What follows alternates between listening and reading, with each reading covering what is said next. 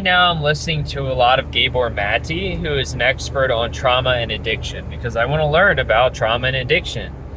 And I wholeheartedly agree with him that all addiction starts and ends with pain, emotional pain. That's one of the reasons that groups like Alcoholics Anonymous, Narcotics Anonymous, rehab centers, their recovery rate is so low over the long term. Some people might recover for a year, but then they go back to it because they go into bad environments that they are coming from. They didn't heal from the trauma because these centers or these groups, they focus on the drug itself.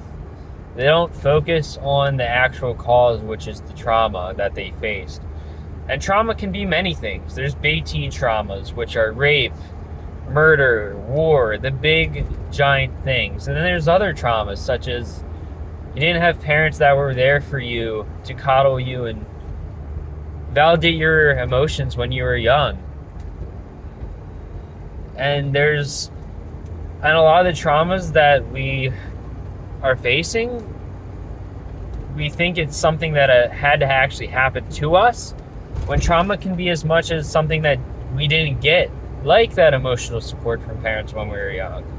And just amazing, if more people seeked out answers to actual problems rather than just facing the solutions or facing the symptoms and solving the symptoms, we'd probably have a much better world. For me, I was molested by a 14-year-old when I was 12. I was groomed and then given money to keep quiet. And over the long term, I've learned that has affected me in many ways, whether I knew it or not. It made me believe that sex is something that you do to get off. It's not something that's between you and another person as an act of love or a way to get closer emotionally. So when I first started having sex, which was when I was 24 in 2021, and that relationship ended and I was extremely hurt and depressed, the next year or two I struggled with sex addiction. I hooked up with probably 20 or more girls from dating apps, and most of it sucked. Sex that is just for getting off and not having any emotional connection is just so empty and dry, and it feels good in the moment, but when it's over you feel so guilty and bad about it, and you still feel empty. You still feel not wanted.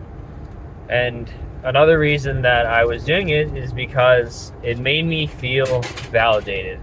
It made me feel wanted. It made me feel like someone actually cared about me, wanted to be with me.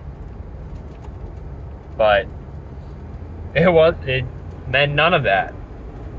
It was just a way for people to get off and for me to get off, and didn't do anything for me in the long run. And now that's something that I have to live with.